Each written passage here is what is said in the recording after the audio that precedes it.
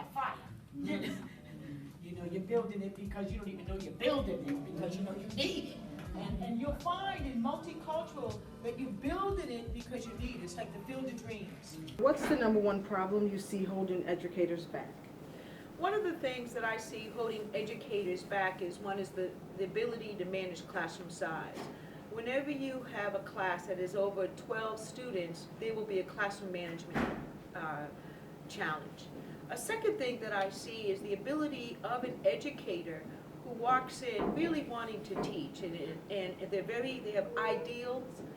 However, their lack of cultural diversity or really understanding the different ethnic groups that they are serving also hinders them.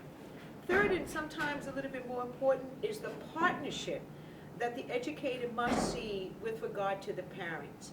If the parents are not able to be partners, then they have to find the one caring adult that will help them in partnership in order to create the child's academic success. Race is a social construct designed to separate people. America is the only country that does it. And of course, when it did it, there were only two colors. What were they? White, black and white, right? Now, there are some other colors. What are they? Yellow, brown, Olive. what is that? Olive. Well, like in Brazil, Brazil has 95 different ways in which people can self-identify. Self-identify. And we'll get into what self-identity is. One would think that self-identification means race. No, Brazil has 95, so I can turn around and say, well, you know, I'm peach. I remember with my son, all children will say, what color am I? At least my son and I was like, oh, God. And I said, Janine, what color do you think you are? He goes, he pulls up a black crayon, he goes, well, I'm not black. And I went, okay. Pulls out a white crayon, well, I'm not white. Okay. He goes, think I'm beige. I said, beige it is. You are beige. Yes, beige. Because I knew I didn't know how to answer that because it was something that bothered me.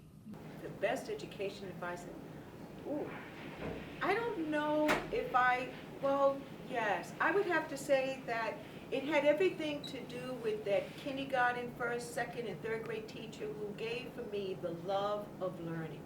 And the best educational advice was for me to love to learn, to be curious.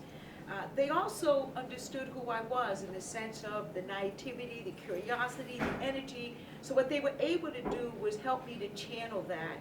And because of that, then I wanted to learn. I had good role models, and it helped me to not listen to the word can't, which later I started to hear. But if it wasn't for those first beginnings, it would have been very, very hard. So love of learning, to love to learn is one of the best that I would suggest. In regards to teaching, what is something that is working for you right now? That love of learning. The other part is that the first career of theater, so it has enabled me to really bring context. I'm a griotic teacher, so I have a lot of stories to tell, so it's a way that I can weave the material for students in my class through a story, bringing in context.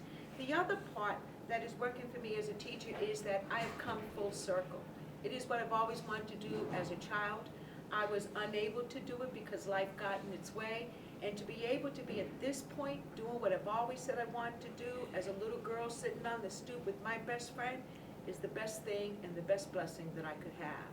So I think what my students see is that through my love, through actualizing a goal, that what I'm able to do is that my spirit hits their spirit, and then together those two spirits allow for the possibility of everything to happen, whatever that is. Know what you value. But if you're working with people who do not have a moral development, you already know that there's a little, not to say that they don't have moral development, because 60 Minutes did a thing with babies who couldn't even speak, 3 months old, and they did a test on values. good guy, bad guy. And they created this little puppet little scenario, and so when the bad puppet did this little thing, and then they moved it away, and then they came back, you know, and so when the bad puppet came near them, they went like, they shied, they moved away. So they already knew, they had a moral development of good and bad. And the whole purpose is of the reading of spirituality and religion. Religion is the practice of one's spirituality. But if we believe in humanics philosophy that we have a mind, body, and spirit, you must develop your spirit. I don't care if developing your spirit is saying hello to the moon. Moon, hi. So, whatever it is, you better figure out how to develop your spirituality. And you can always tell when someone's spiritual development is askew. And what is the best book, podcast, video, or blog we should know about in education? Ooh, I definitely recommend TED Talks. I love TED Talks, not only just for education, but just for critical thought and thinking, and to give one a perspective. The other part, when it comes to books, there are a lot of books. There's one that recently I used, which is really sad that it's still something that we have to talk about, is Dr. Martin Luther King's Chaos or Community. I love that.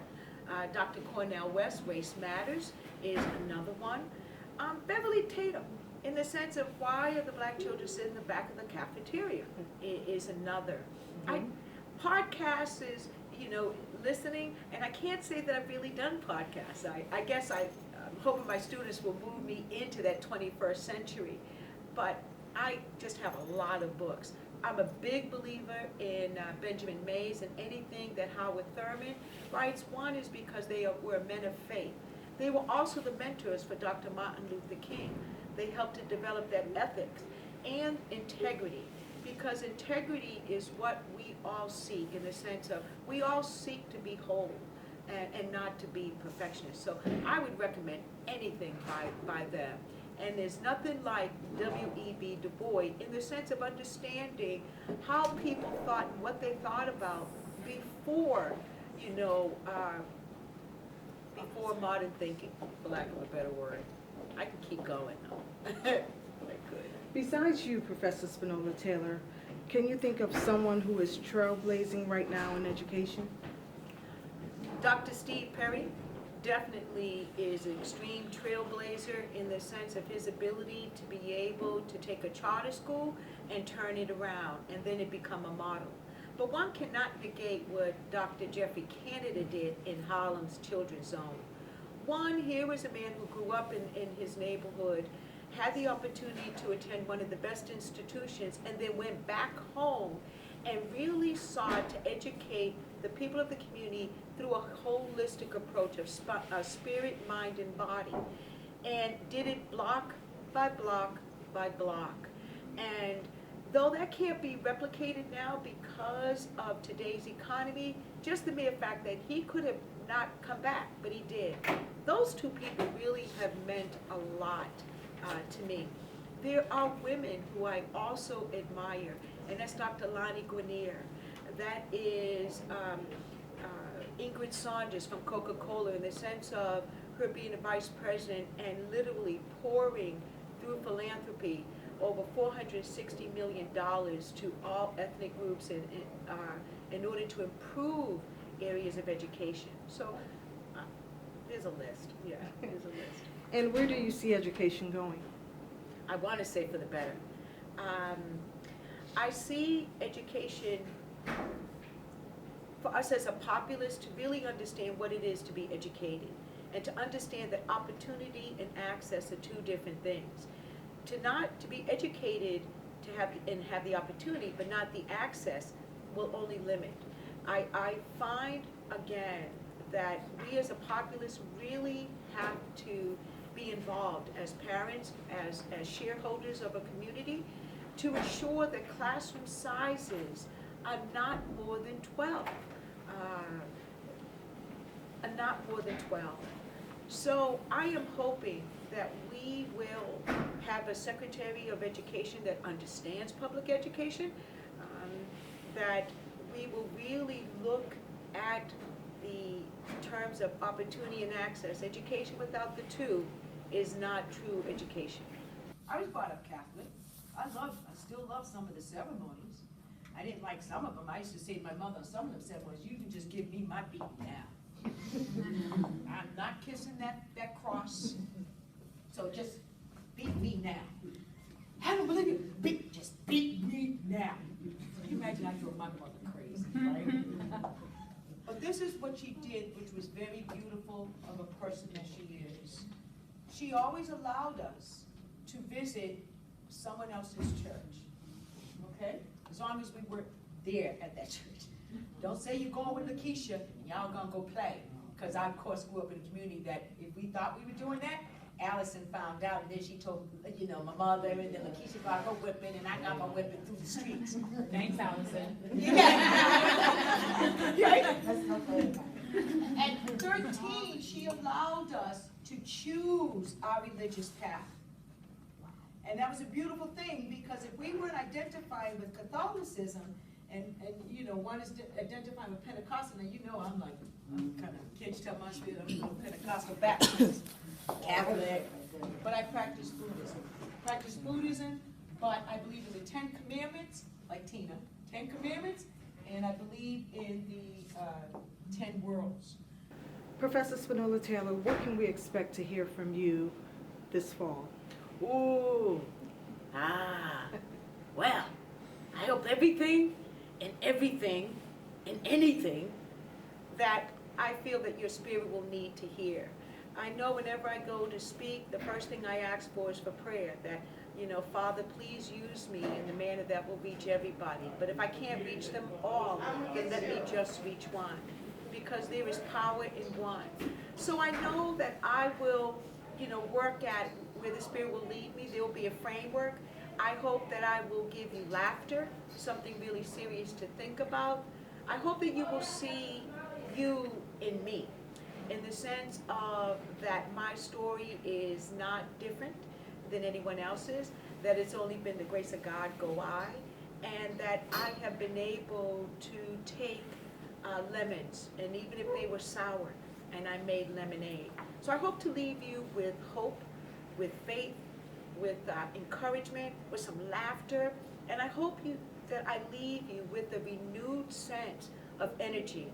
But more importantly, just like rebirth services, I hope I leave you with the ability to be reborn. And part of your being reborn is that you have to give back. So your rebirth has to be, how do you now give to an organization that literally wants to help everyone be who God has destined them to be? That's what I hope.